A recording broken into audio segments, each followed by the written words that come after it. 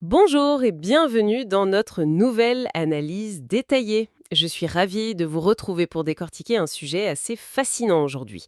On va parler gestion d'entreprise, mais surtout d'un paradoxe assez fou. Bonjour. Oui, un paradoxe qu'on voit tous les jours en fait. C'est ça. Pensez aux entreprises modernes. Elles investissent des sommes astronomiques pour sécuriser leurs locaux physiques. Elles mettent des sas de sécurité, des badges biométriques de partout. Sans parler des accords de confidentialité ultra stricts en salle de réunion. Tout à fait. La culture du secret physique, c'est du sérieux. L'enceinte de l'entreprise, c'est presque un sanctuaire. Ouais, on ne laisse pas entrer n'importe qui. Mais alors, dès qu'il s'agit du numérique, là, c'est la catastrophe. Quand on doit transmettre un document financier hyper sensible ou un contrat confidentiel à un partenaire, cette espèce de paranoïa, elle disparaît complètement. C'est le grand classique. Le réflexe, c'est de glisser le fichier dans une plateforme grand public, tu vois, en ligne. On génère un lien et on espère très fort que ça va bien se passer. Voilà. Et c'est un peu comme si on confiait le journal intime de la boîte à un coursier inconnu croisé dans la rue. On ignore totalement ce qu'il va faire du paquet entre le point A et le point B. C'est totalement l'illusion de la dématérialisation. Le transfert a l'air tellement immédiat, tellement transparent qu'on oublie la machinerie derrière. L'infrastructure sous-jacente, oui. C'est ça. Quand on utilise un service cloud propriétaire, le fichier il ne voyage pas par magie. Il est physiquement dupliqué, il est stocké, archivé sur les serveurs d'une entreprise tierce. Et d'ailleurs, si on s'amuse à lire les conditions d'utilisation de ces services, c'est effrayant. Absolument. Il se réserve souvent le droit de conserver, d'analyser, voire même de répliquer les données sur d'autres continents. Du coup, la notion de souveraineté, elle disparaît en un clic. En plus, les tests comparatifs qu'on a regardés montrent que ces solutions coûtent souvent à partir de 10 $ par mois. Et ça, c'est par utilisateur, pour un stockage artificiellement limité. Et tu perds la propriété totale de tes données. Mais justement, c'est là que l'analyse d'aujourd'hui devient super intéressante. On s'est penché sur des tests issus des dépôts de code officiels sur GitHub et aussi sur la documentation technique d'un projet qui s'appelle Project Send. Ouais, Project Sen. Et ce qui ressort de ces tests, c'est pas juste une énième application de partage de fichiers. C'est une vraie démarche de réappropriation des données. Le truc se définit comme un portail client auto-hébergé. Et ce qui est fou avec ce projet, c'est sa longévité. Ah oui, les historiques de développement montrent que ça a commencé en 2011. Et ça continue d'évoluer. Ils viennent de sortir la version R 2029 en mars 2026. 15 ans, 15 années de développement ininterrompu dans le monde du logiciel, c'est vraiment une anomalie statistique, c'est énorme. C'est clair. Et qu'est-ce qui explique cette longévité, selon toi? Ça s'explique fondamentalement par la licence du projet. Les documents techniques le disent clairement, le logiciel est publié sous licence GPL v2. Donc c'est un modèle libre et open source. Totalement libre et open source. Et ce détail technique, il a des répercussions gigantesques sur la stratégie numérique d'une entreprise. C'est-à-dire? Contrairement aux services commerciaux, qui sont des vraies boîtes noires, l'open source garantit que le code est auditable publiquement. N'importe quel expert en sécurité peut aller vérifier qu'il n'y a pas de porte dérobée.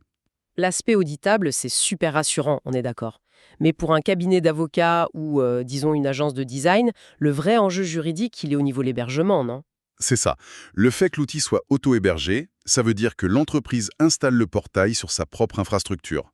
Ah, donc le fameux courrier externe de tout à l'heure, il n'existe plus? Voilà, c'est l'entreprise qui construit son propre tunnel de livraison. Et qui dit maîtrise de l'infrastructure dit maîtrise des données.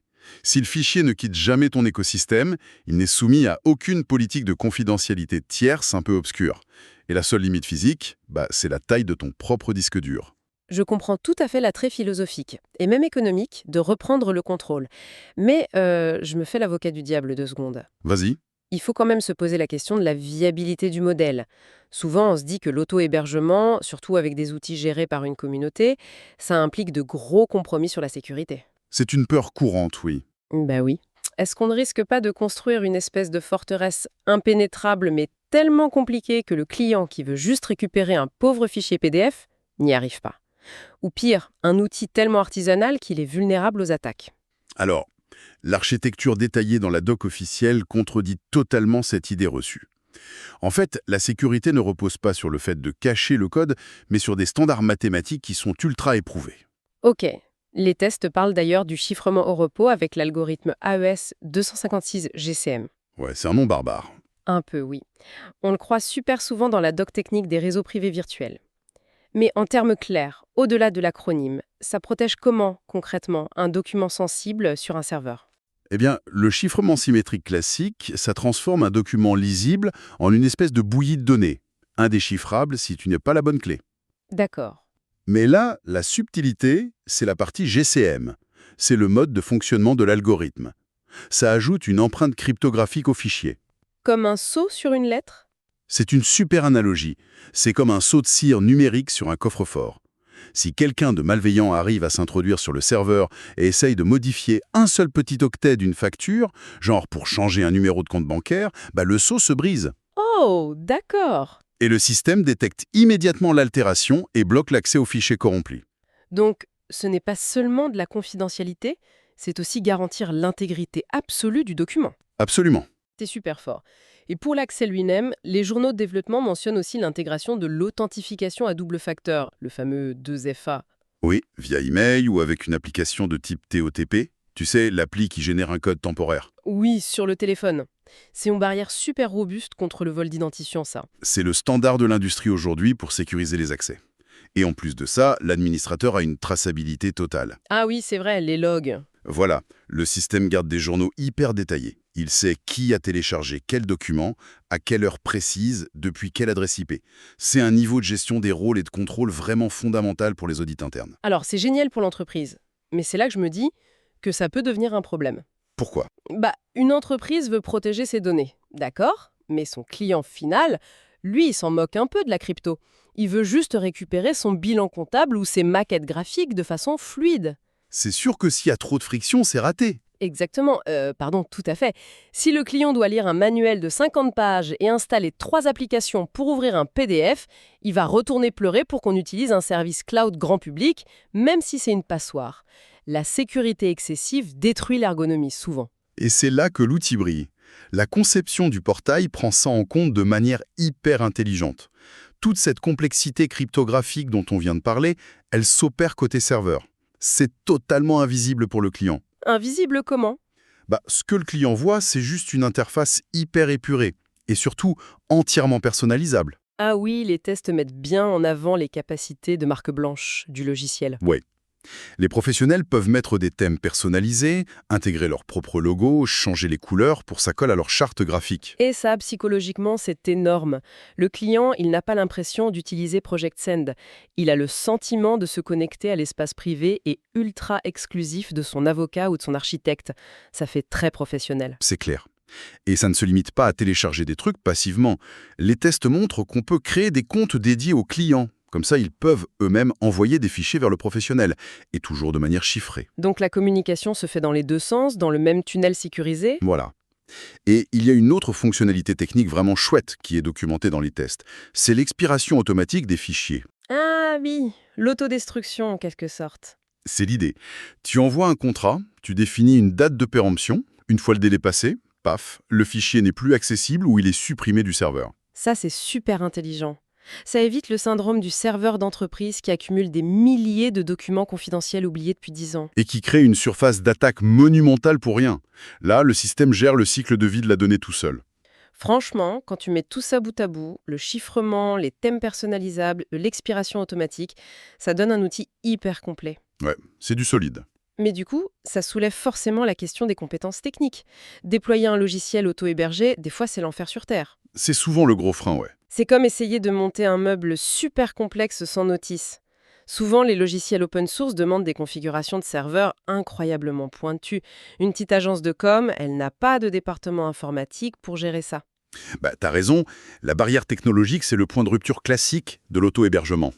Tu prends des solutions préconnues comme Nextcloud, par exemple. Oui, qui est très puissant. Très puissant, un écosystème très riche, mais leur architecture est lourde. Ça demande des serveurs dédiés très musclés, des optimisations hyper complexes de la mémoire pour que ça tourne correctement. Et Project Send, c'est différent? Complètement. Les tests officiels révèlent que leur conception est diamétralement opposée. Ils misent tout sur la frugalité technique. Et ça se voit dans les prérequis d'installation. C'est super léger. Le logiciel demande un environnement PHP en version 8.2 ou plus, une base de données MySQL ou MariaDB et un serveur web standard. C'est la bonne vieille architecture LAMP, en fait. Voilà, c'est la fondation la plus ancienne, la plus éprouvée du web. En choisissant cette base plutôt que des frameworks modernes ultra lourds, ils ont vraiment privilégié l'accessibilité sur les effets de mode technologique. Et cette frugalité a un impact direct sur le portefeuille. Le part-time n'a pas besoin d'un monstre de puissance. Il tourne parfaitement bien sur des hébergements mutualisés super abordables. Oui, on peut tout à fait utiliser des fournisseurs standards comme Contabo ou Infomaniac. Exactement. Pardon, c'est tout à fait ça. Pour quelques euros par mois chez Contabo ou Infomaniac, tu as un environnement PHP prêt à l'emploi. Pas besoin d'être un génie de l'administration système pour héberger la solution. Et pour simplifier encore plus la vie, la doc précise que le logiciel est dispo dans des catalogues d'installation automatisés. Des trucs comme Softaculous ou Installatron. Ouais, qu'on trouve chez presque tous les hébergeurs aujourd'hui. Ça veut dire qu'on peut déployer le portail en quelques clics, ça crée la base de données tout seul, ça configure les accès, sans taper la moindre ligne de commande. C'est fou. L'idée, c'est vraiment d'enlever la friction pour ceux qui sont moins à l'aise techniquement. Mais attention, l'architecture reste super flexible pour des déploiements plus complexes. Pour les pros de l'informatique. Voilà. Ceux qui aiment la conteneurisation, par exemple. Les statistiques des registres officiels, genre Dockerob, montrent qu'il y a une image Docker non officielle du projet. Celle maintenue par linuxserver.io, Oui. Et cette image cumule déjà plus de 5 millions de téléchargements. 5 millions. Attends, il faut peut-être clarifier un peu cette histoire de conteneurisation, parce que ça révolutionne vraiment le déploiement. Vas-y, je te laisse expliquer. Avant Docker, installer plein de logiciels sur un seul serveur, c'était un peu comme charger un bateau de marchandises en vrac. Tout se mélangeait, si tu mettais à jour un logiciel, ça pouvait casser les fichiers d'un autre. C'était un cauchemar de dépendance. Voilà. Et Docker a réglé ça en mettant chaque logiciel, avec tous les éléments dont il a besoin, dans une boîte en acier standardisée, un conteneur étanche. Du coup, le serveur se contente d'accueillir la boîte, sans que ça n'interfère avec le reste. C'est une isolation parfaite. Et 5 millions de téléchargements pour cette image, ça prouve que ce n'est plus juste un petit projet d'amateur, ça s'intègre dans des vrais flux de travail industriels. Oui, on le voit bien avec l'évolution vers les besoins des grandes entreprises. Les tests décrivent des modules d'intégration impressionnants. Par exemple, la possibilité de connecter le portail au système de gestion d'utilisateurs des entreprises via les protocoles LDAP et Active Directory. C'est hyper puissant ça, le LDAP. C'est un concept qui a l'air un peu obscur, mais imagine une société avec 500 employés. Si tu dois créer, modifier ou supprimer à la main les comptes d'accès au portail à chaque fois qu'il y a un nouvel embauché ou un départ, c'est un boulot de dingue. Une charge administrative insoutenable, ouais. Alors qu'avec l'intégration LDAP, le portail se connecte directement à l'annuaire central des employés, un nouvel ingénieur arrive, il a automatiquement accès au portail sécurisé avec ses identifiants habituels. Et s'il part, tu désactives son compte Windows et hop, ça révoque instantanément ses droits d'accès aux fichiers externes. C'est l'automatisation pure et dure de la politique de sécurité. C'est génial. Et ce n'est pas tout. La documentation parle aussi de la compatibilité avec le stockage cloud externe via le standard S3. Ah oui, ça c'est super intelligent. Tu peux avoir ton petit serveur auto-hébergé, très rapide pour l'interface, mais tu délègues le stockage physique de tes fichiers énormes, genre des centaines de téraoctets de vidéos, vers des infrastructures externes compatibles S3. Tout en gardant le contrôle total de l'interface et des accès. La flexibilité est juste bluffante. C'est clair. Mais du coup, ça soulève une question fondamentale sur la manière dont c'est développé. Maintenir un code capable de faire du chiffrement avancé, de l'authentification LDAP, du S3, et ça pendant 15 ans, ça demande des ressources de dingue. Ah bah dans le privé, un projet pareil, ça demande des levées de fonds monstrueuses, des équipes de développeurs à temps plein, et au final, ça donne des licences hyper chères pour les clients. Alors, comment un logiciel libre et gratuit arrive-t-il à proposer ce niveau de qualité? La réponse, elle est dans l'ADN même des projets open source. Quand tu regardes les analyses du dépôt GitHub, tu vois qu'il y a plus de 59 contributeurs qui ont modifié le code. 59, wow! Ce n'est pas une entreprise isolée, c'est une vraie intelligence collective. Des développeurs des 4 coins du monde se rendent compte qu'il leur manque une fonctionnalité pour leur propre boîte. Ils l'écrivent et ils la reversent au projet commun. C'est le principe du logiciel libre. Et l'engagement de la communauté, il va bien au-delà de la technique. En fouillant dans les tests, un truc m'a fait énormément sourire. L'histoire de la chanson ?